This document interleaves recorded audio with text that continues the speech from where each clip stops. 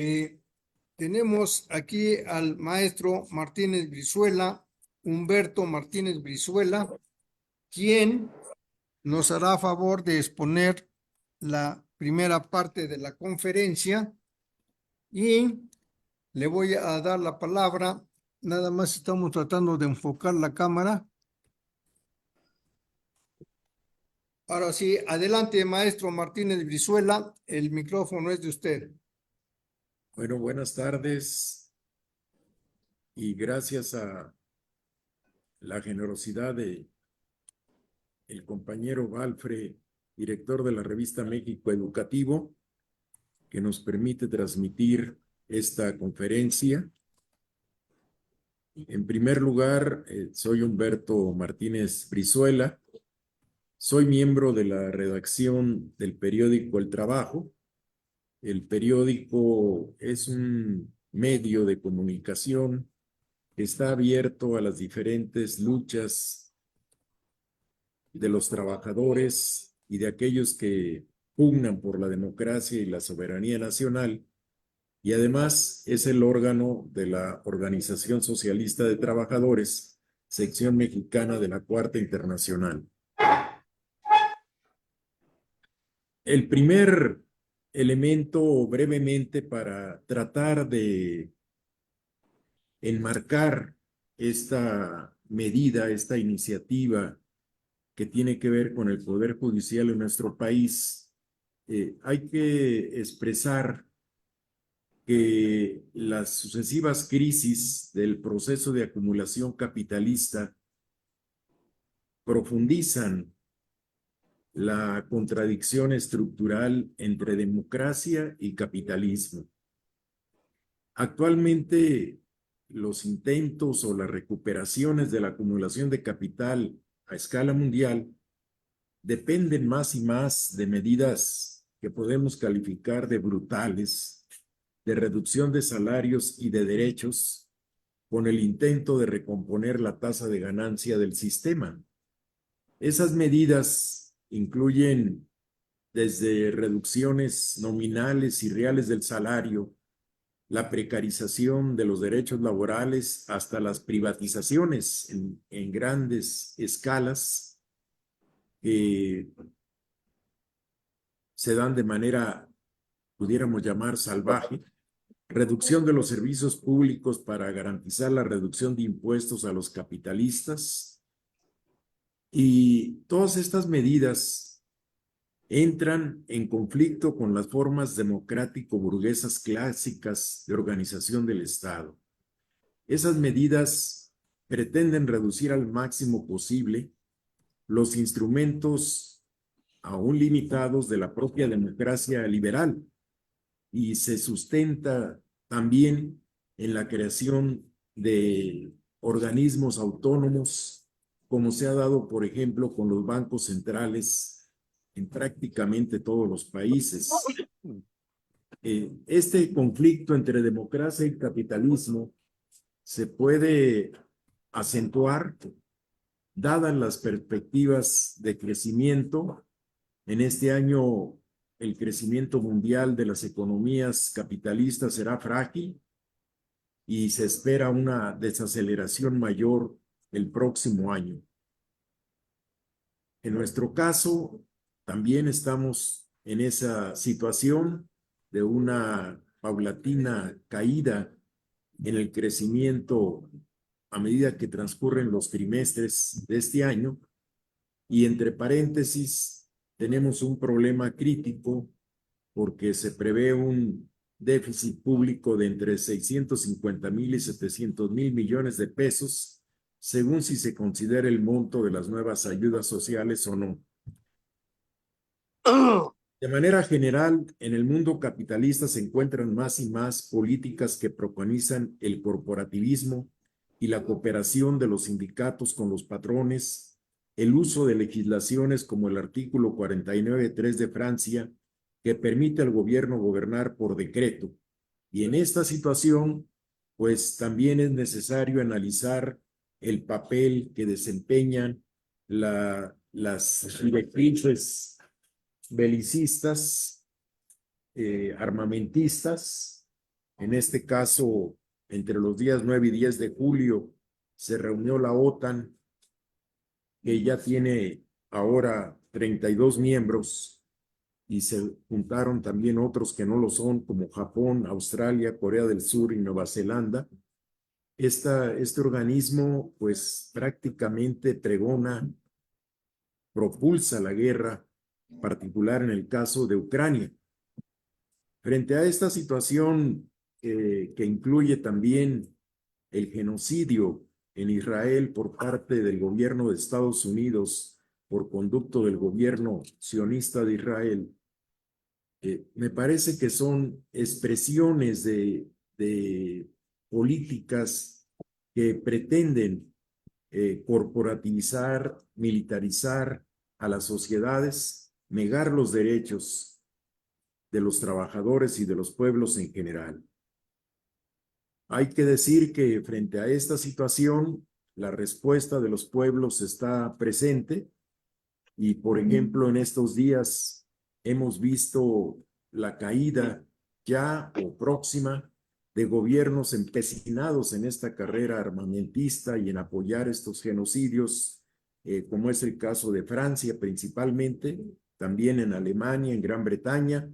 Hemos visto este impulso y en el caso de la movilización, pues tendremos la marcha, la quinta marcha hacia Lima de parte de los trabajadores, los campesinos, los indígenas de Perú, que están planteando una cuestión fundamental de la democracia, la necesidad de una asamblea constituyente soberana, que en ese país ha tomado una perspectiva, un alcance de masas y que estará planteada junto a otras consignas como la salida de la presidenta Espuria y la salida de las tropas norteamericanas en Perú.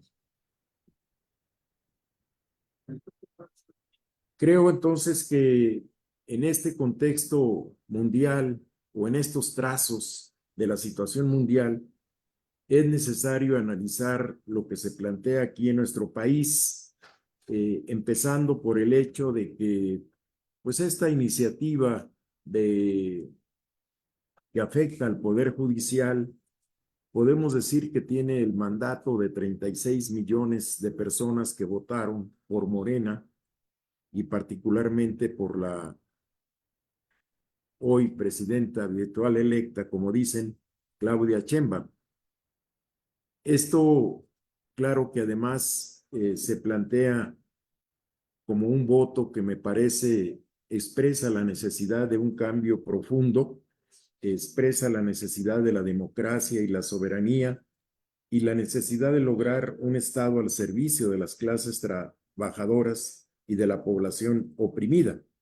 Esto pues nos lleva a la necesidad de participar activamente de manera práctica en los procesos políticos en nuestro país y, claro, en el plano de las demandas y de las reivindicaciones de los trabajadores.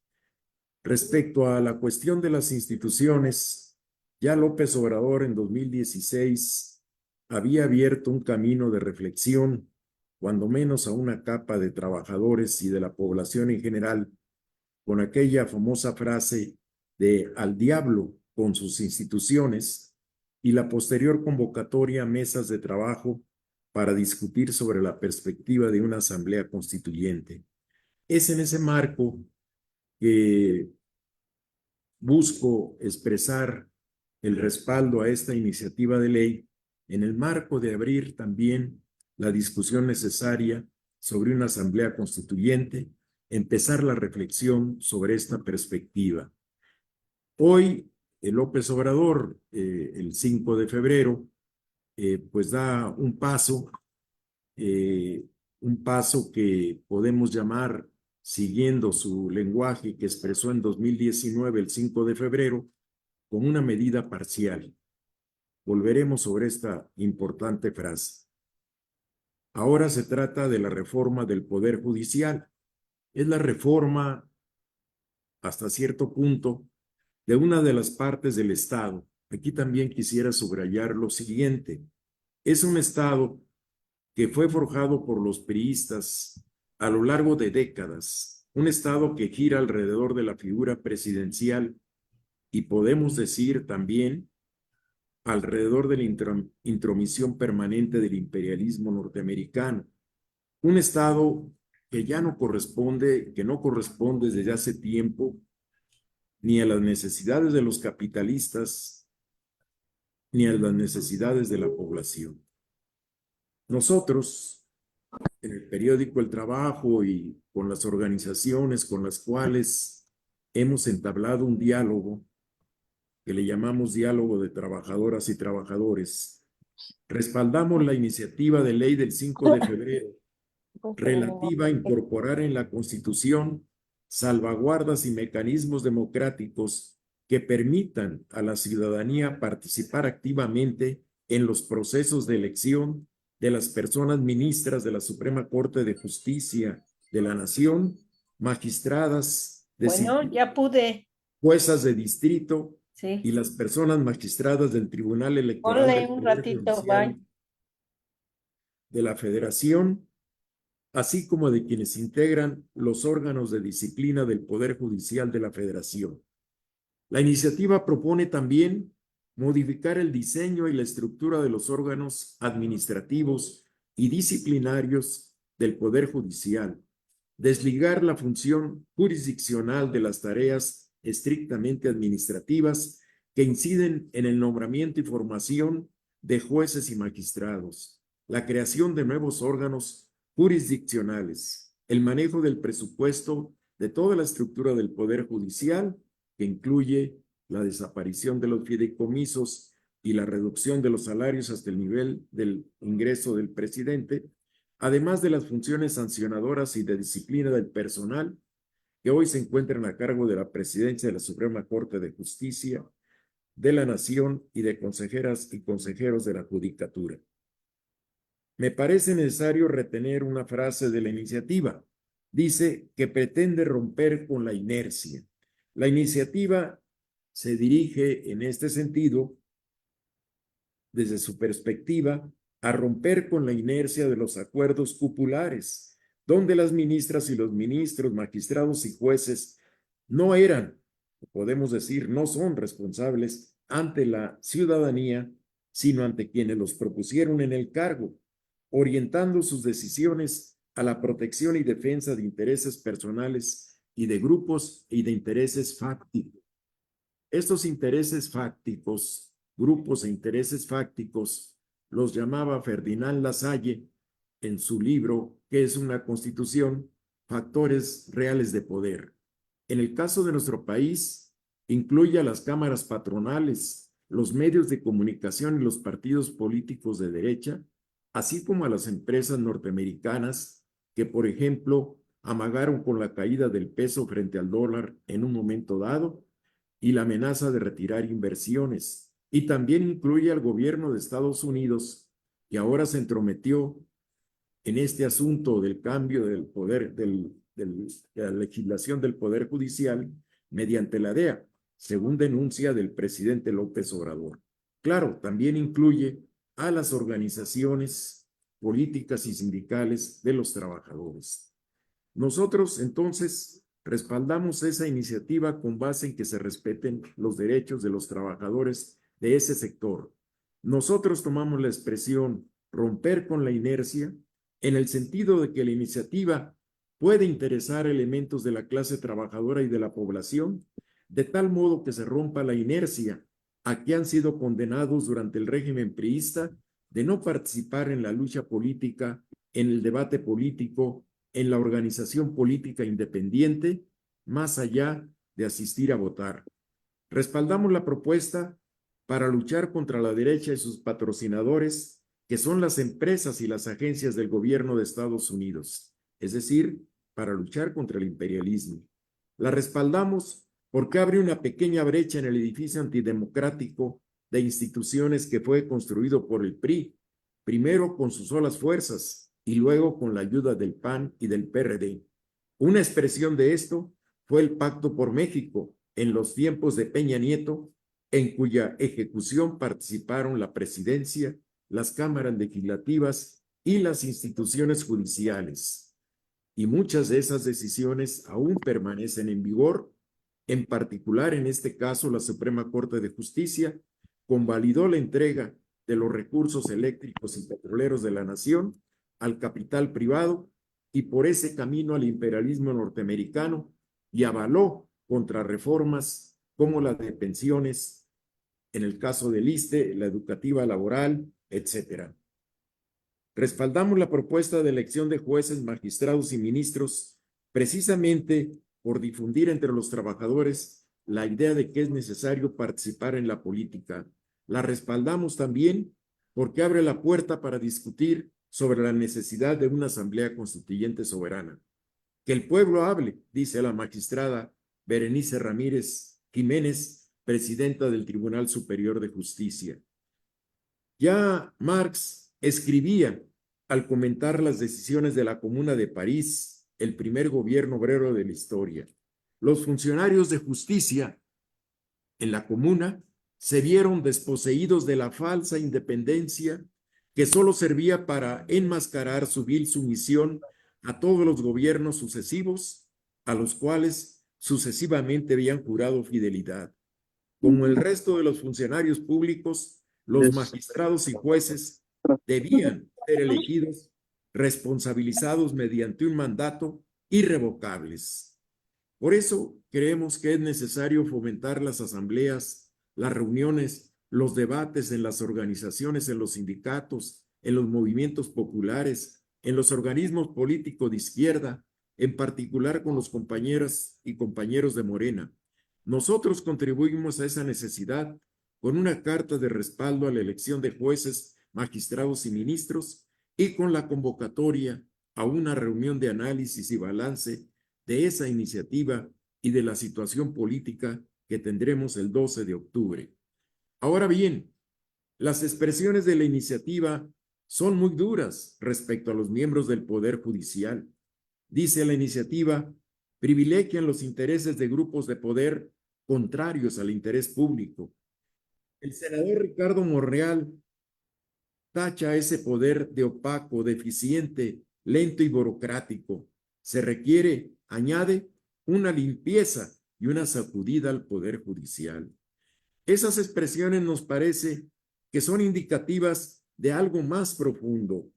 La Suprema Corte de Justicia y el Poder Judicial han avalado reformas contrarias a los intereses de la clase trabajadora y de la nación, o también han detenido medidas por la recuperación de recursos nacionales, aunque esas medidas hayan sido limitadas. De hecho, en ocasiones han adoptado o han sustituido a las cámaras legislativas, como dice la iniciativa. Recientemente, la Coordinadora Nacional de Trabajadores de la Educación sacó a la luz una de esas decisiones. Estuvo en huelga durante 27 días. La CENTE exige derogar, abrogar la legislación contraria a la bilateralidad sindicato-patrón que está contenido en el artículo 3º constitucional y que fue impreso en ese artículo en 2013 y sigue en vigor por la ley del 15 de mayo de 2019. No quedará ni una coma de esa reforma, decía en 2018 el próximo secretario de Educación. Sin embargo, en sus elementos esenciales, la contrarreforma ha persistido hasta ahora. La misma CENTE y otras organizaciones sindicales de trabajadores activos y jubilados exigen el retorno al sistema de jubilaciones de reparto y solidaridad entre los trabajadores y la abrogación de las cuentas individuales y las AFORE. Los jubilados y pensionados se han levantado en repetidas ocasiones contra una sentencia de la Suprema Corte que avala el uso de la UMA en el cálculo de las pensiones de los trabajadores de ingresos iguales o superiores a 10 UMA. El 25 de junio pasado, también, la mayoría de los 4,300 trabajadores subcontratados por el IPN y la Secretaría de Hacienda, a través de empresas como Gott und Gluck y Armut, cerraron el paso en vialidades muy importantes de la ciudad. En esta gran jornada de lucha, exigen el pago de sus salarios. Exigen en el fondo que se suprima esa forma de explotación que es el outsourcing. A la fecha, ni la Dirección General ni la Secretaría de Hacienda han adoptado el papel de patrón solidario que estipula el artículo 14 de la Ley Federal del Trabajo. Hasta ahora no se les han pagado los salarios de junio. Cuando menos 4 compañeros no han sido recontratados y hay, se dice, una lista negra que circula entre los supervisores de la empresa Armut. Pago inmediato de sus salarios, seguro social para todas y todos, recontratación de todos, no a las represalias, base del IPN para todos, financiada por Hacienda de inmediato, indemnización para los deudos del compañero José Alberto Manzanares, mártir de esta lucha obrera contra el esclavismo moderno, el outsourcing. También fue atacado por la Suprema Corte de Justicia el decreto del 9 de marzo de 2021 para reformar y adicionar diversas disposiciones a la Ley de la Industria Eléctrica de 2014, que revocó los permisos de autoabastecimiento y fijó nuevas medidas para rescatar al sector eléctrico, fijando como meta general el 54% de la energía eléctrica por parte de la CFE. Finalmente, no pudo fallar contra ese decreto la Suprema Corte. Ahora la Suprema Corte de Justicia estudia la acción de inconstitucionalidad, la controversia constitucional y 8 amparos en revisión contra la ley de minería presentada por la Presidencia. En ese sentido, al respaldar la iniciativa de ley para que los jueces, magistrados y ministros sean elegidos por voto directo y secreto, consideramos que las resoluciones que ha tomado el Poder Judicial contra los trabajadores y contra la nación no tienen validez. Ratificamos nuestro respaldo a la iniciativa de ley para elegir a jueces y magistrados. Al mismo tiempo ponemos en la mesa de los debates lo siguiente, para que el pueblo hable de manera contundente. Nos parece que se requiere ir más allá de esa reforma del Poder Judicial y precisamente abrogar esas contrarreformas. El 5 de febrero de 2019, el presidente López Obrador en Querétaro manifestó: nosotros, como aquí también se ha dicho, buscamos una nueva transformación y correspondería tener una nueva constitución. Pensamos, dijo, que no hay condiciones para eso y se optó por hacer propuestas de reformas a la actual constitución, que consideramos tienen la misma importancia, la misma profundidad que una nueva constitución, que no debe descartarse. Y concluye: cuando entreguemos nosotros la estafeta para las nuevas generaciones, ¿por qué no convocar a un nuevo constituyente y elaborar una cuarta constitución? Porque los que son maestros en este tema hablan de que ya son demasiadas las reformas. Eso es lo que a nosotros nos guía en este respaldo a esta iniciativa de ley, retomar esa propuesta o ese planteamiento que formuló López Obrador el 5 de febrero de 2019 y que se relaciona con aquel grito vigoroso de al diablo con sus instituciones, es decir, alentar el debate sobre la necesidad de convocar a un nuevo constituyente. En ese sentido, invitamos a todos nuestros oyentes, a todos los compañeros que nos escuchan en las reuniones quincenales de diálogo entre trabajadoras y trabajadores, a que suscriban la carta que hemos dirigido para respaldar esta iniciativa de ley de la elección de los jueces, magistrados y ministros, y que fomenten esta discusión en sus centros de trabajo, que nos reunamos con compañeros sindicalistas, con compañeros de otras organizaciones, con compañeros de Morena, a debatir, a discutir esta propuesta y que luchemos y unamos nuestras fuerzas para evitar que la derecha pueda socavar esta propuesta de reformar al Poder Judicial de nuestro país, y al mismo tiempo los invitamos a reflexionar sobre esta propuesta de tomar este elemento de discusión de una asamblea constituyente. Compañeras y compañeras, este es nuestro mensaje, nuestra propuesta, y los invitamos a participar en este debate, a fomentarlo en todas partes donde nos encontremos, en los sindicatos, en las organizaciones políticas de izquierda y junto con los compañeros de Morena. Gracias. Muchas gracias, maestro Martínez Brizuela, por esta participación. Estoy preguntándole al control, si se ve todo bien, control. Sí, sí se ve todo bien. Se Bueno, está grabando. entonces seguimos. Ahora vamos a darle la palabra al licenciado Carlos Oropesa Bailey. Al final de la participación del licenciado, recogeremos las preguntas que haya de una manera breve para que ellos los puedan contestar. Licenciado Carlos Oropesa, entonces adelante, por favor, es su turno de la participación. Gracias. Muy bien. Gracias a usted, maestro. Muy buenas tardes a todos, también al maestro Martínez que me antecedió en el uso de la palabra.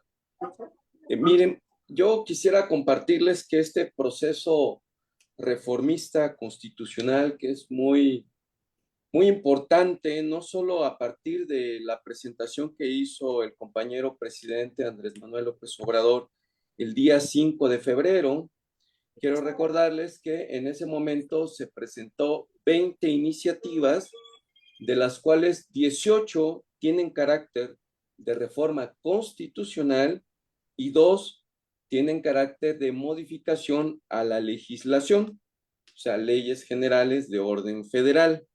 En este sentido, es que el presidente hasta el año 2024 hace este esfuerzo en virtud de que iniciando su administración, precisamente en el año 19, y en este diálogo que se estableció con el entonces titular de la presidencia de la Suprema Corte de Justicia, Arturo Saldívar, se acordó que el Poder Judicial se reformara a sí mismo, o sea, que fuera la Suprema Corte de Justicia, con todo el aparato que implica el Poder Judicial, en un ejercicio de autorreflexión, generase las líneas de acción concretas para modificarse. Sin embargo, estamos hablando del 2019, a pesar de los diagnósticos que se hicieron, algunos públicos, como el hecho de el alto grado de nepotismo que hay dentro del Poder Judicial,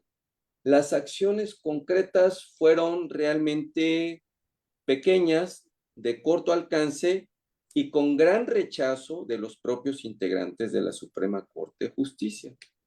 A eso le sumamos que año, con todo lo que nos ilustró el maestro Martínez, tuvimos una Suprema Corte de Justicia que muchos de los asuntos que se trataban eran contrarios al interés general de la nación y en particular al pueblo de México. Recientemente, en estos días que se abrió el diálogo entre el Poder Legislativo y el Poder Judicial, la ministra Lenia Batres nos compartió una numeralia muy interesante. Hablaba de que para asuntos que tenían que ver con derechos ciudadanos, derechos humanos, derechos de la mujer, pues eran asuntos que no rebasaban las 5 decenas de resoluciones, mientras que los asuntos que tenían que ver con el derecho económico, los asuntos de las corporaciones e incluimos a las transnacionales, rebasaban los miles de asuntos resueltos. Entonces, ya desde ahí nos dice con mucha claridad cuál ha sido la actitud de la mayoría de la Suprema Corte de Justicia de la Nación, de los 11 ministros y ministras. Y esto se ha ido acumulando. Solo quiero citar uno para no abrumar con tantos ejemplos, el de la reforma que se hizo, la reforma a la Ley General de la Industria Eléctrica, la LIE, que fue modificada con todo el proceso que implica en el Poder Judicial, tanto en la Cámara de Diputados como en la Cámara de Senadores. Le impugnan a través de una controversia constitucional Y la Suprema Corte, con sus ministros y ministras, resuelve anular la reforma que se hizo a la Ley General de la Industria Eléctrica. Entonces, imagínense que quienes son los depositarios de la soberanía popular en su carácter de representantes, tanto diputados federales como senadores, que estamos hablando que en conjunto son 628, es echado prácticamente a la basura todo ese trabajo de representación y legitimidad popular por 11 ministros y ministras. Entonces, le han ido acumulando al costal de todos estos agravios, pues al nivel de que se decide impulsar una reforma de carácter constitucional, reitero, para que con las dos terceras partes, tanto de Cámara de Diputados como senadores, se pueda modificar a fondo, no solo en forma, la integración del Poder Judicial. Y ahí me gustaría compartir con ustedes los 4 grandes ejes que integran la propuesta presentada por el compañero presidente el día 5 de febrero de este mismo año. Entonces, el primer eje nos plantea una nueva integración de la Suprema Corte de Justicia de la Nación. Actualmente se integra con 11 ministros y ministras. La propuesta es que ahora sean 9, no 11. O sea, habría una disminución cuantitativa de 2 ministros y ministras. Otro factor importante es el periodo por el cual se estarían eligiendo, ya no designando, pasaría de 15 a 12 años. Hay quien todavía considera que son demasiados años, pero bueno, hay una disminución en el plazo que estarían en funciones en su carácter de ministros. Otro elemento muy importante a impulsar en este proceso reformista constitucional es lograr una eficiencia administrativa con austeridad y transparencia. Esto es rendición de cuentas. Mientras que el Poder Ejecutivo está sujeto a las auditorías propiamente de la Contaduría Mayor del Poder Legislativo, pues hay que entregar cuentas y el Poder Judicial pues tiene un mecanismo no muy transparente para la rendición de cuentas y la idea es aquí reformarlo a fondo. Y otra característica de relevante a plantear que está ahí en la reforma es eliminar la pensión vitalicia de ministras y ministros. Así como se acuerdan que para las pensiones de los presidentes que estuvieron en funciones también eran con carácter vitalicio, pues los ministros y ministras tienen esa característica y al modificar esta propuesta a la Constitución, se estaría quitando la pensión vitalicia.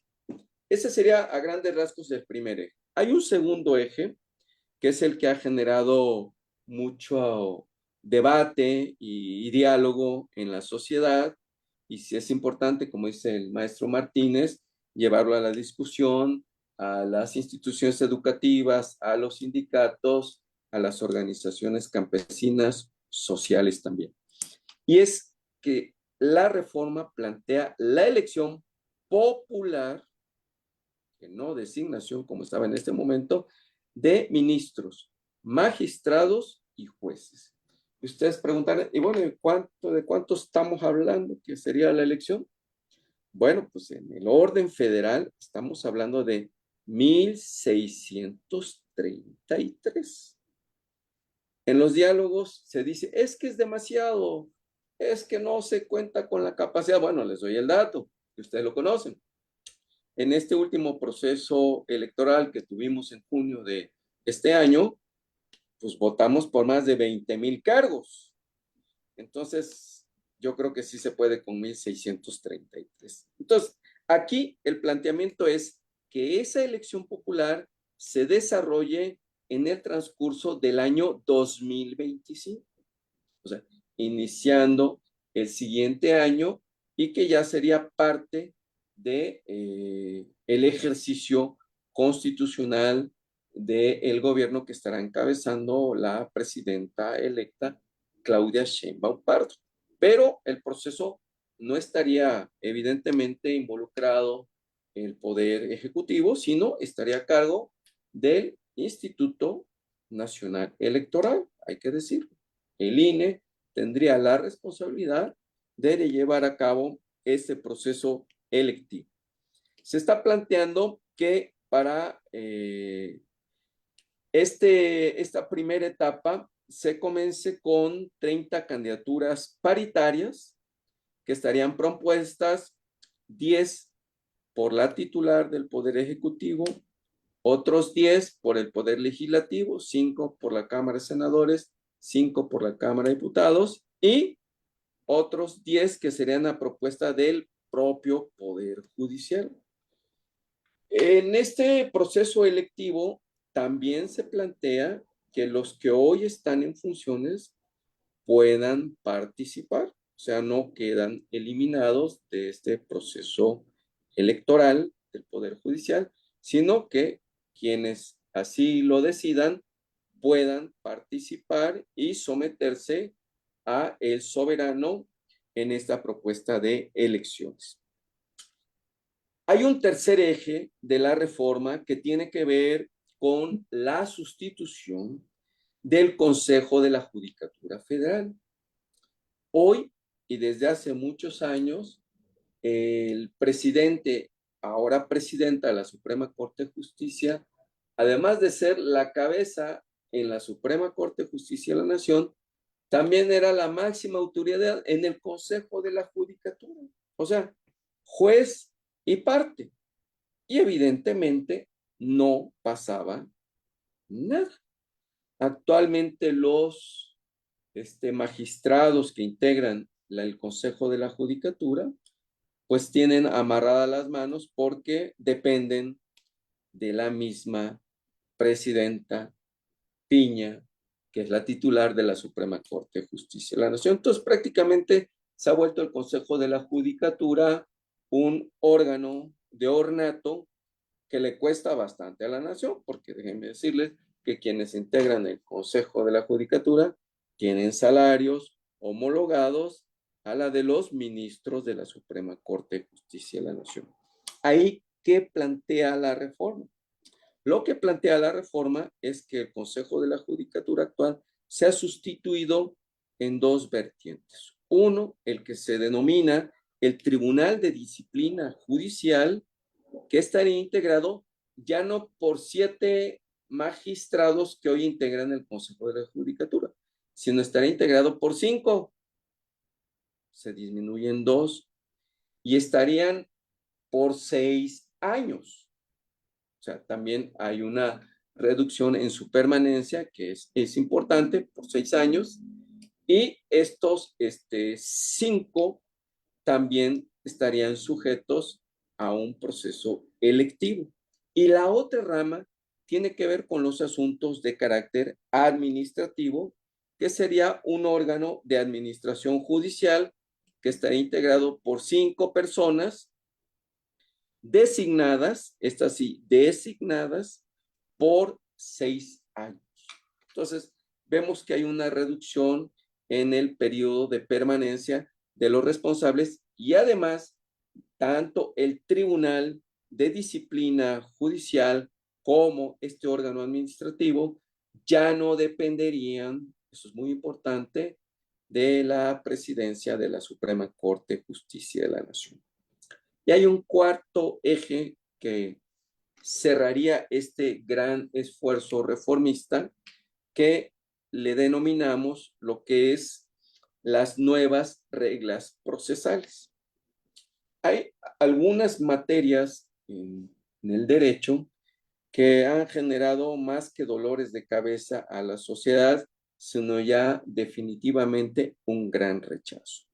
¿Y cuáles son estas dos materias? Pues fundamentalmente la materia penal y la materia fiscal. Ahí está el caso reciente de Ricardo Salinas Pliego con Grupo Electa, con un adeudo fiscal multimillonario. Entonces, en la reforma se establece que los asuntos de orden fiscal se tienen que resolver en un plazo no mayor a 6 meses. 6 meses. Y los asuntos de naturaleza penal tendrían que resolverse en un periodo no mayor a 1 año. Entonces, imagínense, tenemos asuntos del orden fiscal que llevan sexenios pateando el bote, como es el caso de Grupo Salinas, que trae adeudos arrastrando desde el año 2008, y lo que el propio presidente ha denunciado públicamente en sus conferencias matutinas, en donde uno de los actuales ministros de la Suprema Corte, pues guardó el expediente pues, por 8 meses, ¿no? Ahí para que reposara el expediente. Entonces, se están marcando 6 meses para resolver los asuntos fiscales y 1 año para los asuntos de orden penal.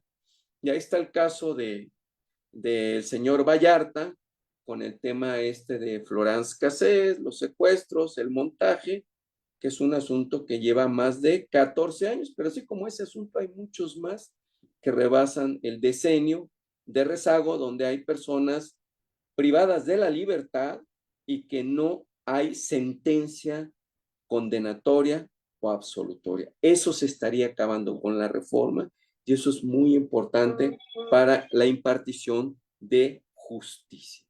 Entonces, si no se cumplen estas dos condiciones, entonces entraría en acción el Tribunal de Disciplina Judicial, quien tendría la facultad de sancionar a estos jueces y juezas si rebasan este plazo que les he compartido.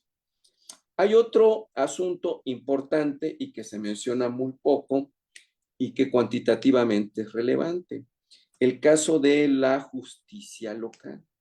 Porque esto que acabamos de compartir es en el orden federal.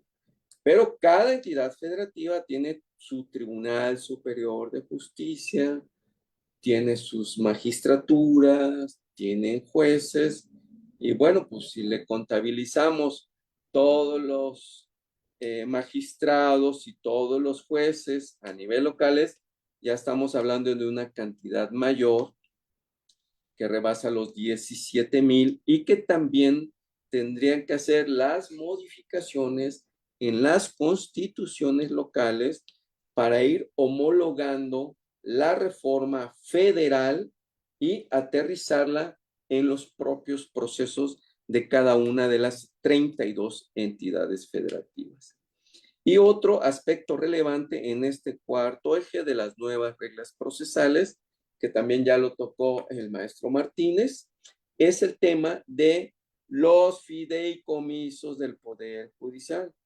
¿Se acuerda que la ministra Norma Piña habló de que iban a colaborar con el tema de apoyar los daños provocados en Acapulco por el ciclón Otis? Pues, no pasó del ofrecimiento y no se materializó. Bueno, la idea y el planteamiento es que una vez que se concluyan los juicios que están pendientes en esa materia de la cancelación de los fideicomisos que administra el Poder Judicial, que rebasa los 20,000 millones de pesos, una vez que se resuelvan, se transferirían, ojo, esos recursos al Fondo de Pensiones para el Bienestar.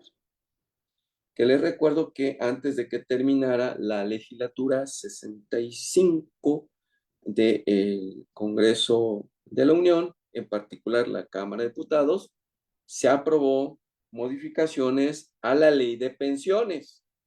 Y entre esas modificaciones viene esta integración del Fondo de Pensiones del Bienestar y estos fideicomisos del Poder Judicial contribuirían a darle solidez financiera al Fondo de Pensiones del Bienestar recientemente aprobadas. Entonces, como podemos valorar en este ejercicio y recorrido rápido, esta reforma constitucional fue acogida con mucho beneplácito por la sociedad en su conjunto, exceptuando las oligarquías, y también hay que mencionarlo, también lo tocó el maestro Martínez, los intereses transnacionales. En particular, llamó mucho la atención la visita que hizo el embajador de Estados Unidos a la Suprema Corte de Justicia en el mes de marzo, si mal no recuerdo, fue el 16 de marzo, que hizo una visita aquí en Salazar a la ministra Norma Piña, en pleno proceso electoral. Recordarán que en marzo ya estábamos en proceso electoral. Entonces, ahí hay un asunto pendiente de injerencia que se vincula a lo que también mencionó el maestro Martínez con el abierto injerencismo tanto de la DEA como del Departamento de Estado y de Justicia del vecino del norte. Entonces, ahí evidentemente tenemos la precaución de este intervencionismo a través del lawfare, de manipular a los poderes judiciales en América Latina para intentar el desconocimiento de nuestros procesos electorales o inclusive desde ahí deslegitimar la aprobación soberana que se hace tanto de leyes de carácter general como de las propias reformas constitucionales. Entonces, es un proceso interesante que estamos viviendo. Recuerden que la legislatura que entrará en funciones el día 1 de septiembre, que será la legislatura 66, tendrá a su cargo, bueno, en el último tramo de septiembre, que todavía formalmente empieza la legislatura 66 y se traslapa con el último mes en funciones del presidente, se mencionan 5 reformas que estarán sometidas a la soberanía ya de la legislatura 66 para su aprobación. Y evidentemente la reforma judicial es una de estas prioritarias que recibió el respaldo mayoritario a través de esta votación de casi 36 millones de votos entre la alianza de Morena, PT y Verde, y que si ustedes le preguntan a la mayoría de nuestros mexicanos y mexicanas, pues algo de que estamos exigiendo y urgiendo es que se materialice la propuesta de reforma constitucional al Poder Judicial. Es cuanto, muchas gracias. Mi nombre es Carlos Oropeza Bailey y el maestro me pidió que les diera una pronta referencia. He sido representante de Morena ante el Instituto Nacional Electoral en el Consejo Local de Yucatán y también ante la Comisión Local de Vigilancia del Instituto Nacional Electoral, representando a Morena. Y en la parte legislativa formé parte del Congreso local del Estado de Yucatán, de la 62 legislatura, como secretario técnico de la Comisión de Desarrollo Municipal, Regional, Zonas Metropolitanas, y lo más reciente, integré parte de la comisión redactora para la reforma al artículo 27 constitucional, llamada la Iniciativa 21, que presentamos el 9 de abril del presente año y que también entrará para su análisis y discusión en la Comisión de Puntos Constitucionales. Estoy a sus órdenes y muchas gracias. Muchas gracias a usted, licenciado Carlos Oropeza Bailey. Pues ya vemos que hay una gran diversidad de participaciones aquí. Quizás algunos de ellos quieran preguntar algo. Así de que felicitamos en primer lugar a los compañeros conferencistas, el maestro Humberto Martínez Brizuela y el licenciado Carlos Oropeza Bailey. Con la anuencia de ellos estamos solicitándole al público pues que nos diga si tienen alguna pregunta referente a lo que ellos compartieron, los conocimientos que ellos nos compartieron. Vamos entonces a dar 3 minutos de receso para que se hagan las preguntas, ya sea a través del WhatsApp, del Facebook. Tenemos aquí varias fuentes de acceso para que hagan la pregunta que gusten los participantes de manera virtual, que son los que en mayoría nos están honrando con su presencia. Les aclaro también que la revista México Educativo está grabando estas conferencias tan interesantes y que pueden ser recuperadas a través del canal Facebook de la revista México Educativo, el cual también difundiremos a través del WhatsApp una vez que ya esté grabado hoy mismo en la tarde. Y en vivo, en tiempo real, se está transmitiendo a través de la página Facebook de la revista México Educativo. Entonces, hechas las aclaraciones, pues ahora sí esperamos que nos auxilie la bióloga Teresa Friné, que nos está sirviendo como control a distancia. Si registra por ahí alguna pregunta, bióloga, por favor, nos hace favor de decirla en voz alta. Saludos de la Aquí Sí, de acuerdo, tenemos, ahorita hasta el momento no tenemos preguntas en Facebook y aquí en chat tampoco, solo mandan saludos. a ver, los saludos son de No, una sí, sí. persona que se llama Porfirio. A ver, repítala nuevamente el saludo. Aquí hay otro saludo. Pregunta. Ah, hay una Sí, pregunta, acaba por de- favor. Quiero, hay una pregunta por ahí ya.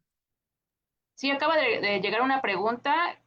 Pregunta, ¿quiénes propondrán a los candidatos magistrados a ocupar estos puestos que cambiarán? Políticos, magistrados, pueblo. Ok, entonces se registró ya la pregunta.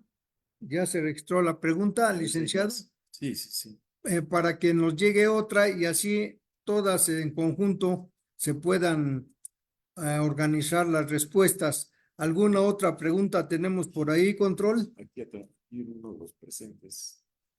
Aquí hay un Lorena, compañero de los la compañera presentes. Lorena A ver, Lorena, ¿qué pregunta? está Buenas alzando la mano tardes. también. Sí, pregunta para los maestros. En el caso del maestro Carlos Oropesa, esto que dice que es poco transparente, la pregunta sería, cuando no es transparente los procesos en derecho, ¿qué problemas trae para la democracia cuando estos no son transparentes? Eh, y, y cómo podría ampliarse la discusión de esta reforma a partir del Parlamento. Esas serían las dos preguntas. En el caso del maestro Martínez Brizuela, si esta reforma habría la posibilidad de volver a replantear, por ejemplo, la ley de maestros y maestras y su brazo ejecutor de la UCICAN, si habría posibilidad de discutir este tipo de reformas que no pasaron ampliamente a una discusión de la voluntad general, sobre todo del magisterio. Es eso. Gracias. Muy bien, muchas gracias, compañera Lorena. Aquí hay otra pregunta, pero está en vivo. La vamos a pasar y después seguimos con las virtuales. Adelante, la pregunta, compañero. Bueno, pues en primer lugar quiero felicitar ampliamente a los expositores de estas dos interesantes intervenciones. Yo creo que el asunto que nos ocupa en estos momentos es un asunto de la mayor importancia por todo lo que se ha dicho. Estamos plenamente de acuerdo en que haya una participación popular en términos de la elección de los componentes del Poder Judicial, que quiere decir jueces, magistrados, ministros. Yo quisiera reflexionar acerca de esto que han dicho algunos de los integrantes del Poder Judicial. Me parece que son magistrados que han recientemente dirigido una carta, me parece que a Claudia Sheinbaum, si no estoy equivocado, en el sentido de que el temor de estos magistrados es de que se vayan a convertir en actores políticos, dicen ellos, o que adquieran o asuman un carácter político en tanto que van a ser pues elegidos por voto popular. E incluso dicen, bueno, esto daría el traste con una inversión que se ha hecho en cuanto a la carrera judicial que han venido desarrollando algunos integrantes de este Poder Judicial. Mi pregunta es, ¿cómo podemos nosotros argumentar en un sentido totalmente a favor de la participación de las amplias capas de la población mexicana, del pueblo, para echar abajo esta idea de que el carácter judicial o los integrantes deben tener una formación eminentemente técnica, porque el actuar de los ministros, de los magistrados, de los jueces, pues ha sido fundamentalmente político? Ya se ha dicho en una de las argumentaciones que escuchamos que, por ejemplo, muchas de estas decisiones han pasado por encima de las aprobaciones a las iniciativas de reforma emanadas desde el Poder Legislativo. Entonces, el Poder Judicial se ha erigido en un poder por encima de los otros dos, pero básicamente de los poderes legislativos o el Poder Legislativo. Entonces, pues, ¿cómo salvar esta controversia que han presentado o esta argumentación de que tendrían o asumirían un carácter político en vez de un carácter técnico los integrantes del Poder Judicial? Yo creo que vale la pena desarrollar esta reflexión. Muchas gracias. Gracias al compañero Roberto Alcaraz. Alcaraz. Muy bien, pues vamos a admitir todavía otro par de preguntas para que empiecen los conferencistas a organizar la respuesta. ¿Alguna otra pregunta que tenemos por ahí en el chat, control? Sí, hay unas 3 por acá en el chat. Bueno, aparte de que ya la que ya mencioné, también pregunta Ignacio Castellum, ¿cuándo habrá una marcha nacional a favor de la reforma? Y comenta que está de acuerdo con el llamado a una asamblea constituyente. ¿Cuándo habrá una alianza nacional? No, ¿cuándo habrá una marcha nacional a favor de la marcha reforma? nacional. Ok. ¿Cuándo habrá una marcha? Y que comenta que pues está de acuerdo con el llamado a una asamblea constituyente. Por otro lado, también tenemos la pregunta de María Chávez, que Sí. pregunta ¿cuál es el impacto en la reducción en el número de los magistrados? ¿Cuál es el impacto de la reducción del número de magistrados? del número de magistrados? Así es. Ok. Y una más. A ver, Bueno, igual la última, otra, por más bien favor. están llegando. Hay como 5 más comentarios. De una vez, no sé si quiera que los lea todos o por parte. ¿Serán parecidos? Yo creo que vamos a ver si son parecidos, pues pasamos una sola pregunta. De ahí las que no son parecidas. Ok, los voy a mencionar. Otra pregunta es, ¿qué requisitos tendrán esos candidatos? Sí. Y menciona también que sería bueno contar con sus trayectorias profesional y la trayectoria social que han tenido. Por otro lado, a ver, control, un momento. Trata de tú misma formar ya la pregunta para que no haya tanta dispersión. El nombre de la persona y la pregunta ya objetivamente al mínimo que se pueda para que la puedan registrar los conferencistas, porque si no, se van a hacer bolas. Ahora, la otra propuesta es que si quieren, esta que sea la primera tanda, mientras que se elaboran las otras preguntas y se les da forma ya sintética. Propongo que esta primera ronda se conteste y demos una segunda ronda de preguntas para que no se disperse tanto la información. ¿Le parece, licenciado Carlos Oropesa? De acuerdo, maestro, a la orden. Bueno, entonces acá el maestro Martínez Brizuela sería la primera etapa, la primera ronda de respuestas hasta la que dijo que qué registros, ¿ya? Sí, ¿Qué registros trayectoria tendrán? social han tenido que se exprese? Bueno, entonces, son aproximadamente 5 preguntas. ¿Quién gusta empezar con las primeras? A ver, está el maestro Humberto Martínez Brizuela, va a empezar las respuestas y después le damos la palabra al licenciado Carlos Oropesa. Adelante, maestro Martínez Bueno, Brizuela. en primer lugar, pues que es positivo que haya preguntas y ojalá haya más. Si no se pueden contestar ahora por el tiempo, pues vamos a tener nuevos actos de esta naturaleza y ojalá el compañero Oropesa nos pueda acompañar, incluyendo reuniones físicas ya regresando de vacaciones, al menos en el Politécnico. Bueno,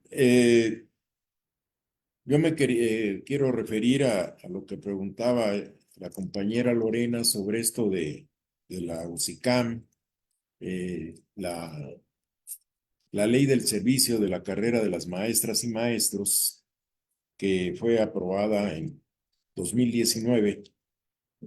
Esta ley, bueno, aquí pues no sé si haya habido amparos contra esa ley. Pero el caso es que esto fue parte de la negociación que tuvimos con el presidente López Obrador y pues abrió la puerta a un cambio, aceptó o planteó él mismo que los representantes sindicales participen en los procesos del SICAM, del sistema de la carrera de las maestras y maestros, desde las convocatorias.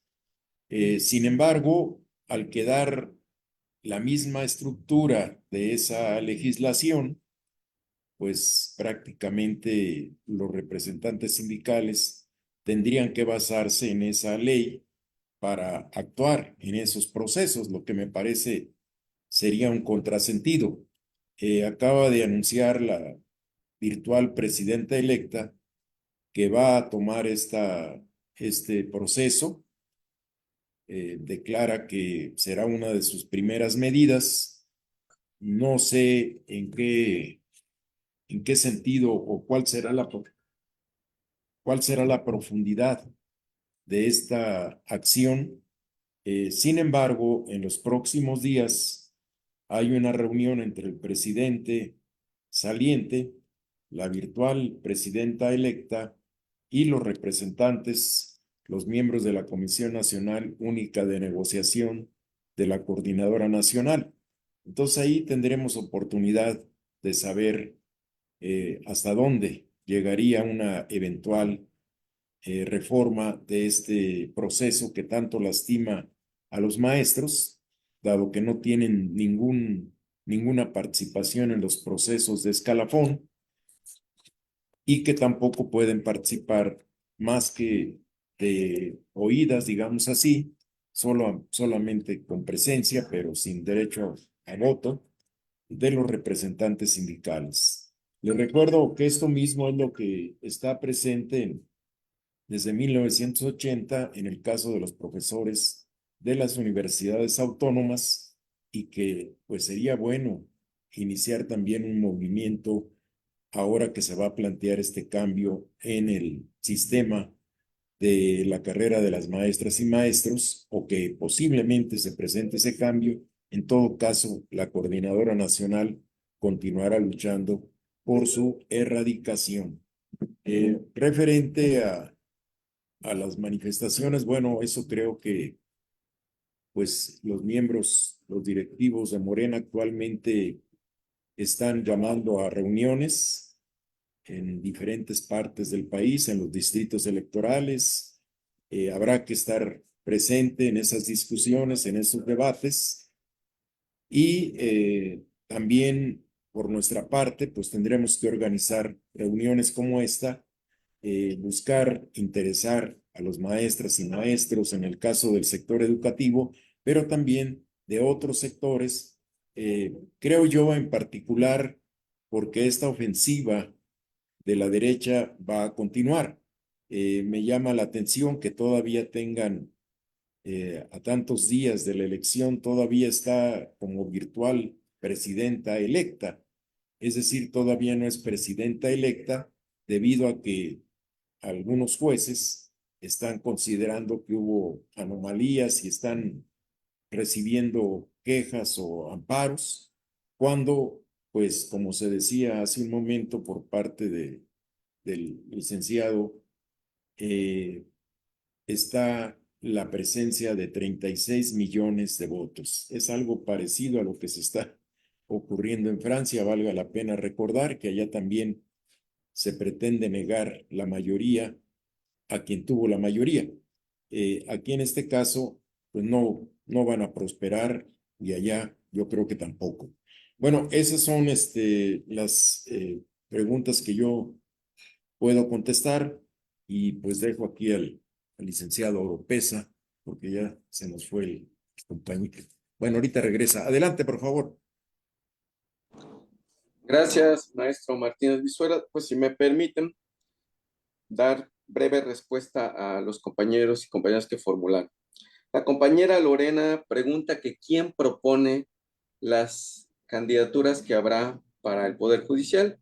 Hay un primer planteamiento, compañera Lorena, donde nos dicen que habría 30 candidaturas paritarias y de estas 30 candidaturas paritarias, 10 serían a propuesta del Poder Ejecutivo, otras 10 a propuesta del Poder Legislativo, 5 corresponden a Cámara de Senadores, 5 a la Cámara de Diputados y las otras 10 corresponderían al propio Poder Judicial.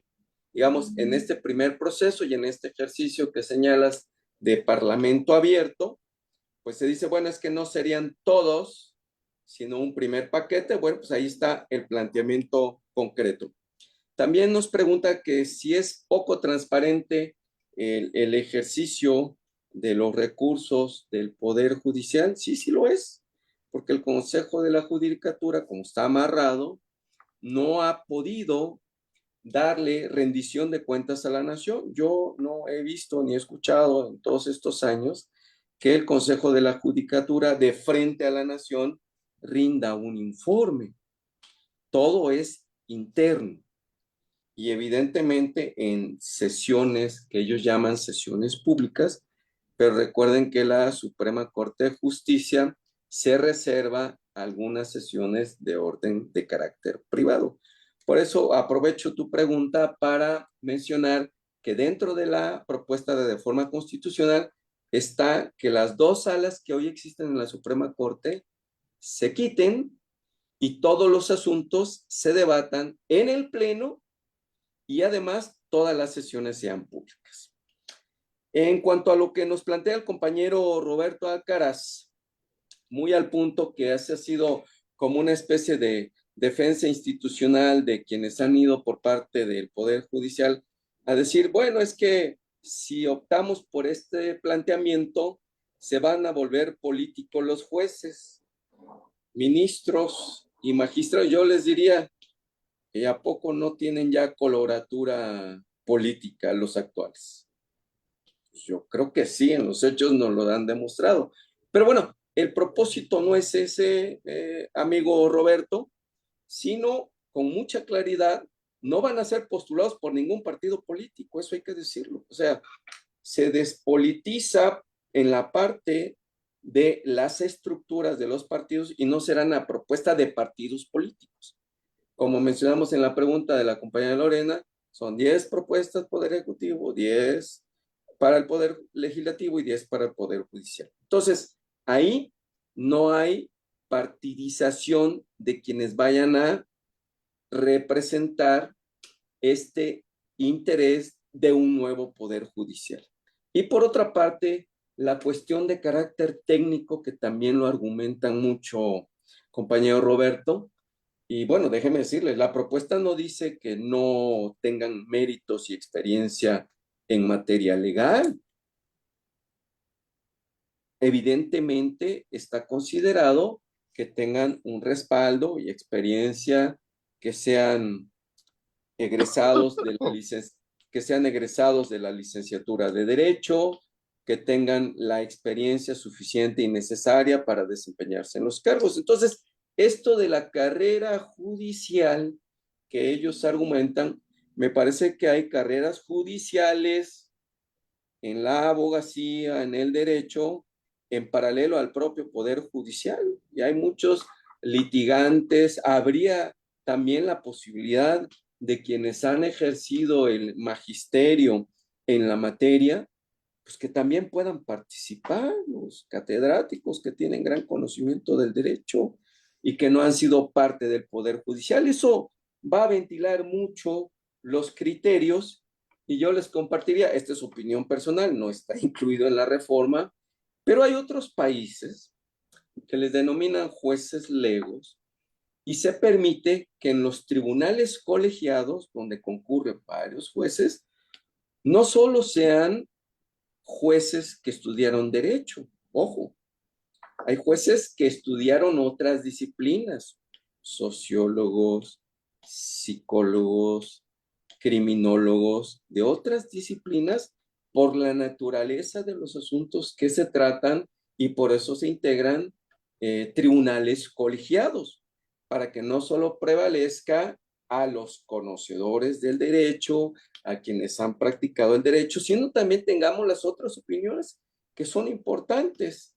Y otra de las críticas que han hecho, dicen ellos, que el caso de Bolivia, que es el que presentan como referente, ha sido un fracaso. Pues habría que preguntarles a los bolivianos. Hasta donde yo conozco, esta modificación que hicieron, pues les ha gustado a los bolivianos. Entonces habría que plantearnos eso y argumentar que en la parte técnica tendrán los méritos equivalentes a los que hoy ellos denominan que han desarrollado carrera judicial, con la gran ventaja de que no estarían maleados en ese ambiente de nepotismo, de falta de transparencia y sobre todo del no ejercicio de la austeridad, compañero Roberto Alcaraz. En cuanto a lo que plantea nuestro compañero Ignacio Gastelum, dice que ¿cuándo habrá una marcha nacional? Pues yo también hago la misma pregunta. Sería importante lo que ahorita refería el maestro Martínez, que bueno, a nivel de comités, se está en la discusión como esta que estamos compartiendo en este momento, pero una marcha nacional o varias marchas en las entidades federativas que encabezaran los partidos políticos que van a abanderar la iniciativa legislativa, le hace PT, Verde, Morena y otras organizaciones, sería muy positivo que se prepare un respaldo a través de una o varias marchas. Me parece muy acertado el planteamiento. Y que si estamos de acuerdo o no con una asamblea constituyente, pues miren, yo les comparto que nuestra actual constitución, la de 1917, promulgada el 5 de febrero, tiene más de 700 reformas. Habría que preguntarnos, ¿ya es la constitución del 17 o es otra? Y segundo, desde hace ya algunos años, recordarán que Porfirio Muñoz Ledo hizo algunos planteamientos muy concretos para una nueva constitución y hay voces en distintos ámbitos en nuestro país que han planteado una Asamblea Nacional Constituyente.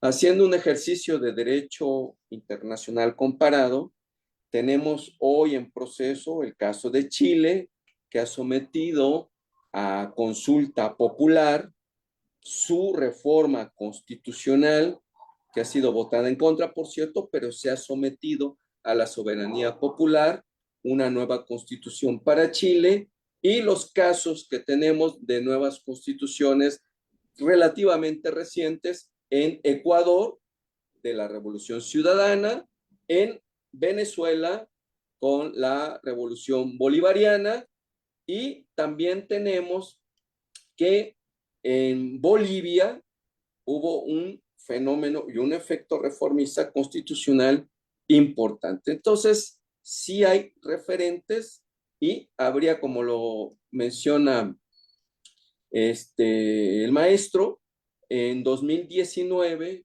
en su primer acto conmemorativo de la Constitución del 17 en Querétaro, el 5 de febrero del 2019, el compañero presidente mencionó que sí sería importante una cuarta constitución que no había las condiciones en ese momento, pero había que plantearnos si estamos construyendo ya esas condiciones para construir un nuevo constituyente. Rápidamente, la Ciudad de México, acuérdense, en el 2016 entramos a un proceso constituyente local. La Ciudad de México se regía solo con un estatuto de gobierno y derivado de este constituyente híbrido que se generó, surgió la primera constitución política para la Ciudad de México en el año 2016. Y cierro con el planteamiento de la compañera María Chávez, donde nos dice cuál es el impacto en la reducción del número de magistrados. Bueno, presupuestalmente todavía no lo tenemos cuantificado, pero sí hay un impacto económico importante, porque no solo son sus sueldos y prestaciones, sino todo un paquete colateral que tenía que ver también con pensiones vitalicias, con una serie de erogaciones. Acabo de pasar por la Suprema Corte de Justicia el domingo, o sea, apenas, y me llamó la atención ver el cuerpo de seguridad que hay resguardando. Eso nos cuesta muchísimo dinero. Yo creo que muestran el tamaño de su temor y muestran que no son cercanos al pueblo. Y de los requisitos, que se une un poco a la pregunta que nos hizo el compañero Roberto, pues está en los requisitos el que se cuente con conocimientos en la materia del derecho, que se cuente con experiencia.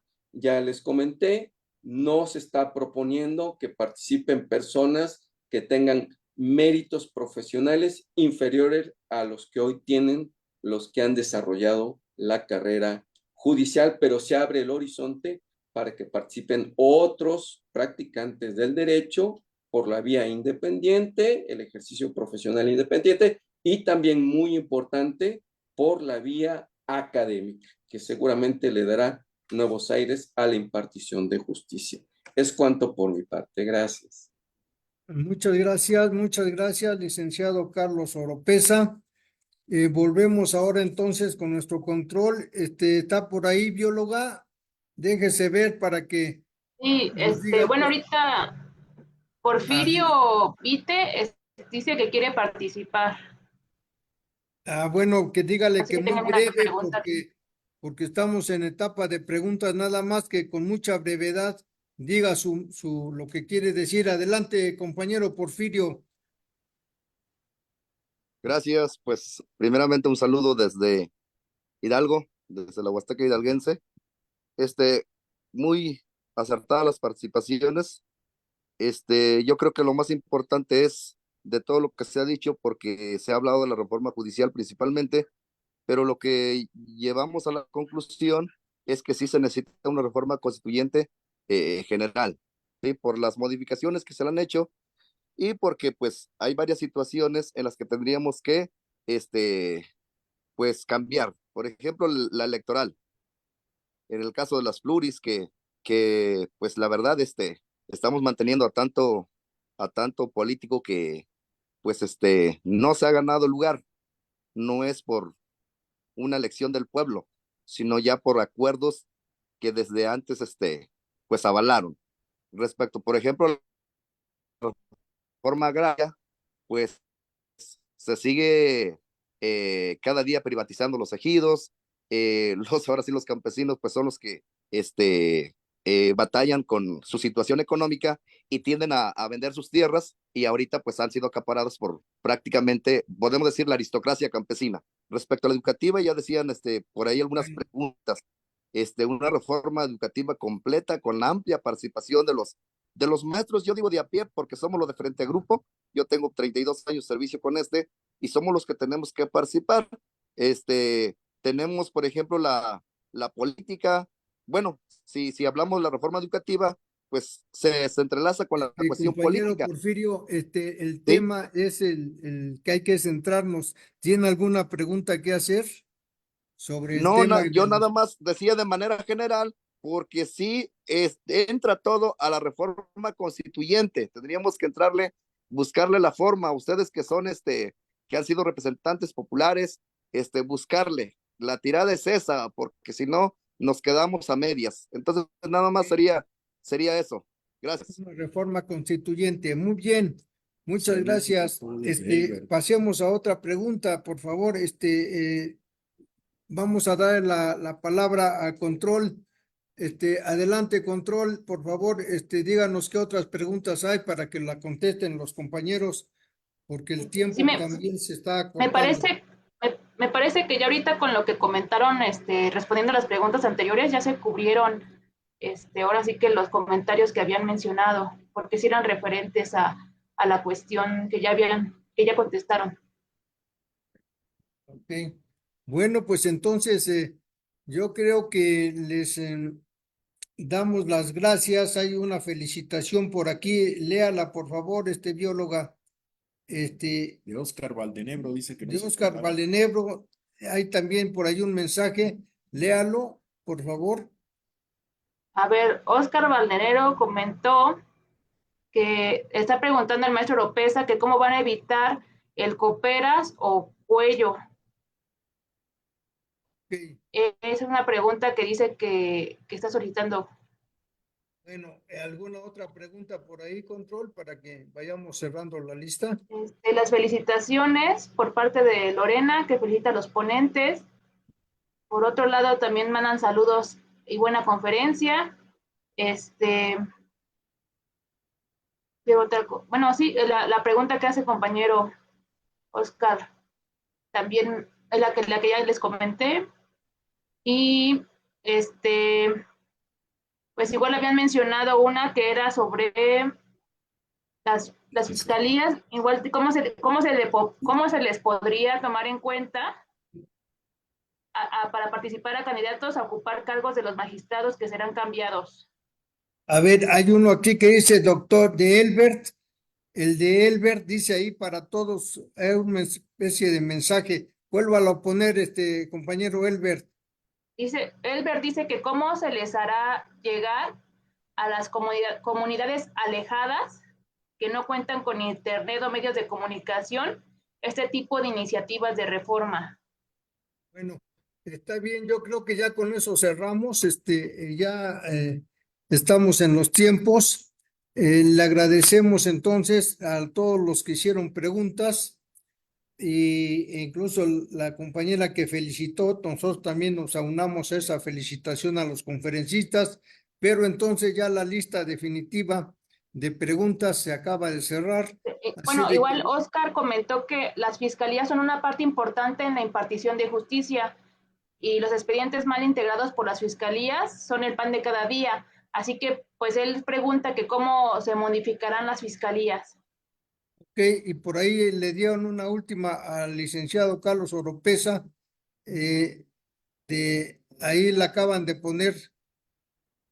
También pregunta al licenciado Carlos Oropesa que qué tan complicado sería aplicar un cedillazo. ¿Avisar qué? ¿Cerillas? Aplicar un cedillazo. ¿Qué tan Un cedillazo. complicado sería aplicar un cedillazo? Ok, bueno, se cierra entonces la sesión de preguntas. Adelante, quien quiera empezar a contestar para que avancemos ya hacia el... Déjalo ahí. Adelante, licenciado Carlos Oropesa. Muchas gracias, maestro. Bueno, pues la última se escuchó interesante, la del cedillazo, ¿no? Me imagino que se refiere a el cambio cuando la Suprema Corte de Justicia tenía más de 20 ministros y ministras y Ernesto Zedillo, como se le había heredado el gobierno anterior de Carlos Salinas, decidió reestructurar totalmente la Suprema Corte y solo quedaron 11 ministros y ministras, pasando a retiro a todos los que había dejado la administración de Carlos Salinas de Gortari y hacerlo tal. Miren, esta pregunta se la han hecho al compañero presidente Obrador y él ha dicho que él no se conduciría en este sentido. Sin embargo, si vemos las atribuciones constitucionales que tiene el titular del Poder Ejecutivo, sí lo podría hacer. Sin embargo, yo le refería al inicio de mi intervención que en este diálogo entre poderes con el entonces presidente de la Suprema Corte, Arturo Saldívar, se decidió en forma conjunta que el Poder Judicial se reformara a sí mismo. Sin embargo, existe el mecanismo para hacerlo y se optó por el gradualismo. Recuerden que durante esta administración se renovó parte de la integración de la Suprema Corte. El compañero presidente ha hecho 4 propuestas, bueno, en realidad fueron 3 las que se aprobaron en el Senado y la última de la ministra Lenia Batres.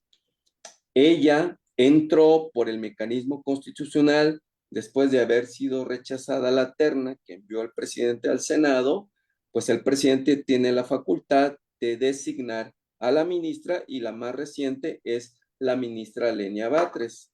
En el siguiente periodo constitucional, a partir de octubre, le va a tocar a la futura presidenta también proponer nuevos ministros y ministras. Y la mayoría calificada en la Suprema Corte de Justicia de los 11 se logra con 8. Ojo, con 8. Entonces, ya con los que se tienen en este momento, con una visión más progresista, más las propuestas que empezara a hacer Claudia Sheinbaum y que sea aprobada en el Senado, se lograría contener la oleada de ministras y ministros que votan en favor de los intereses corporativos de este país, de las minorías, y ya se podrían frenar todo esto que sufrimos durante este sexenio de echarnos abajo las reformas constitucionales.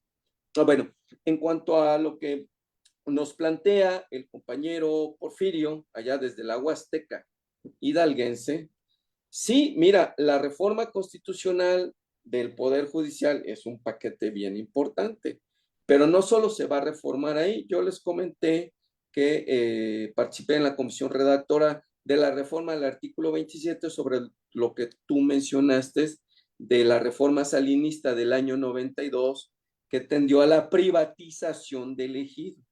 Lo que estamos haciendo en la iniciativa 21 es que el nuevo artículo 27 reconozca la propiedad social colectiva y revirtamos la reforma neoliberal de Salinas del 92 y retomemos el espíritu original del constituyente de 1917. Entonces, ya se está trabajando, no es la única propuesta la que presentamos, también hay otras 19 propuestas que van en paralelo a esto que acabo de compartir. Y otra pregunta muy interesante que nos hacen es si cooperas o cuello, ¿no? Que si cuándo se va a acabar o cómo se va a acabar. Miren, estas prácticas pues no están solo del lado del Poder Judicial. Yo les diría, juntando con otra pregunta que nos hacen sobre las fiscalías, ¿qué hacer con las fiscalías? Más bien es por el lado de las fiscalías que tienen estas prácticas de las torturas no reconocidas, pero que en los hechos lamentablemente existan, para que personas que tienen responsabilidad se les exima y se meta a otras personas para que cumplan y se les inculpe de los delitos cometidos por otras personas. Entonces, fíjense que esta reforma no habla de la transformación de las fiscalías. Y es muy importante que también consideremos, porque fíjense, muchos de los argumentos de los jueces de rechazo de muchos juicios es que no están bien integradas las carpetas. Y es que está hecho a propósito así. Los ministerios públicos, algunas veces en colusión con los jueces que van a dictaminar, integran mal la carpeta a propósito. Entonces son viejas prácticas que habrá que atender no solo en la parte de impartición de justicia, sino cómo se integra la acusación por parte del Ministerio Público que está integrando las fiscalías que ahora o recientemente les dieron autonomía. Es como el tema de los órganos constitucionales autónomos. ¿Autónomos de quién? ¿Ya cuenta de qué? porque no rinden cuentas. Hay que rendir cuentas. El ejercicio público, una de sus naturalezas consustanciales es la rendición de cuentas a la soberanía popular. Entonces, estoy de acuerdo en este planteamiento. Habría que incluir en las modificaciones y reformas por venir, incluir, primero preguntarnos, ¿vale la pena que sigan siendo, entre comillas, autónomas las fiscalías o reformamos también a fondo la integración del Ministerio Público? Eso está ahí abierto. Y bueno, y cierro con un comentario también importante, es cómo hacer que los juicios lleguen hasta el último rincón donde no hay juzgados. Bueno, ya en algunas materias, materia administrativa, materia electoral, inclusive materia civil, con el tema de la pandemia, el Poder Judicial se vio obligado a empezar a implementar las nuevas tecnologías a través de los juicios en línea, juicios virtuales, y ya hay varios tipos de juicios que se les puede dar no solo seguimiento, sino la totalidad del proceso por la vía virtual. Ahí habría que complementar que estas comunidades que estén alejadas de los núcleos urbanos grandes cuenten con cobertura de internet y ahí se podría dar seguimiento, inclusive desde el inicio hasta el fin de un juicio, en las localidades más remotas, siempre y cuando se cuenten con la cobertura de internet. Es cuanto, gracias. Muchas gracias, licenciado Carlos Oropesa. Le vamos a dar la palabra ahora al maestro. Bueno, nada más para cerrar este acto, este debate, que en cierta forma se da, vamos a retomar esta idea del proceso constituyente, que es una propuesta que tenemos que discutir, que tenemos que reflexionar para ponerla también, como se intenta con esta cuestión de la reforma judicial, pues como un elemento de discusión más amplia. Bueno, respecto a los órganos autónomos, es también una iniciativa. Personalmente estoy en contra de la existencia de este tipo de organismos autónomos. Sin embargo, ahí ha habido algunas reacciones de los trabajadores, como por ejemplo en el Instituto Nacional de Tecnología del Agua o en el Instituto Nacional de Lenguas Indígenas, que habrá que tomar en cuenta, es decir, también las opiniones de los trabajadores, porque por desgracia, pues se fue creando una situación en la cual algunos de estos sector o alguno de estos entes, pues son trabajadores que tienen temores sobre lo que puede ocurrir con estos cambios, y claro que muy diferente es con los que tienen que ver con la electricidad, con el petróleo, que lógicamente no tienen ninguna razón de ser. Entonces habrá que también discutir, invitar a los trabajadores en particular de estos institutos, que pues también pueden ser afectados por una legislación anterior al 5 de febrero, donde se planteaban cambios en varias entidades públicas. Recuerdo que también la idea de concentrar a los profesores de educación indígena en el Instituto Nacional de Pueblos Indígenas fue rechazada con una movilización muy importante, y que por cierto va a volver en el mes de septiembre para que quede precisado legalmente que ya no procede esa reforma. Pero en lo que tiene que ver con los órganos autónomos en general, pues considero que hay que estar en contra, y desde mi punto de vista, esto incluye al Banco Central, al Banco de México. Es otra discusión que surge, otro elemento. Yo no concibo que eleven la tasa de interés, afectando los intereses, pues, de trabajadores, ¿verdad? E incluso de la propia nación, porque se tienen que pagar más intereses. En fin, será otra discusión que habrá que hacer. Y otro problema es aquella iniciativa que se refiere a la cuestión de pasar ya formalmente, no de manera informal o bueno, es muy formal, pero no está en la legislación. El control de la Sedena sobre la Guardia Nacional es otro elemento que hay que discutir.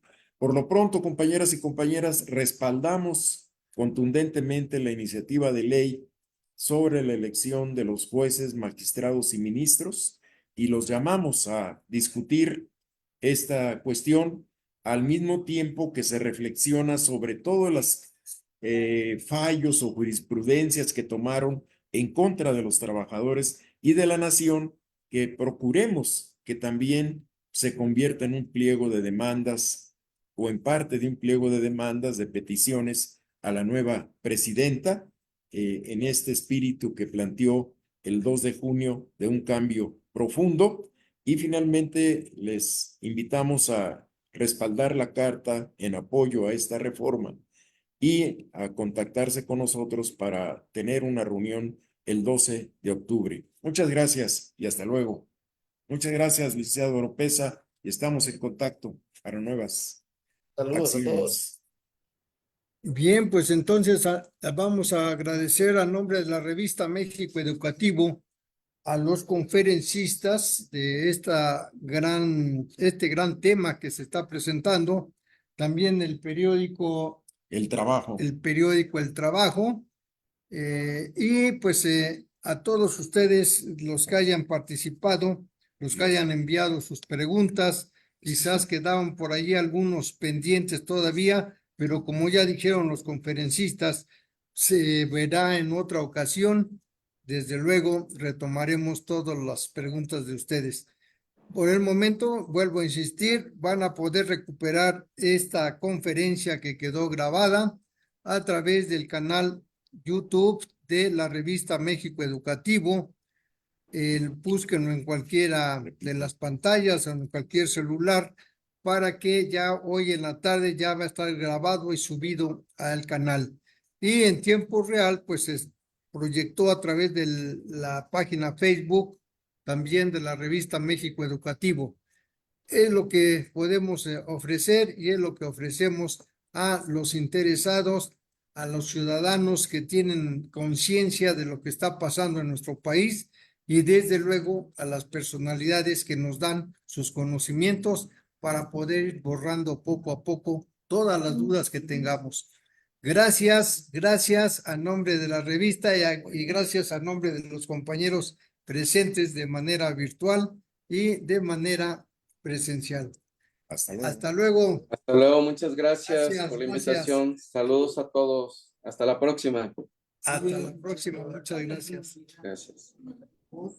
Control, gracias por la participación. Cierra la grabación para que ya podamos levantar la sesión. De acuerdo, se cierra ya la sesión. Gracias a todos. Solamente Sí, ya nada más gracias.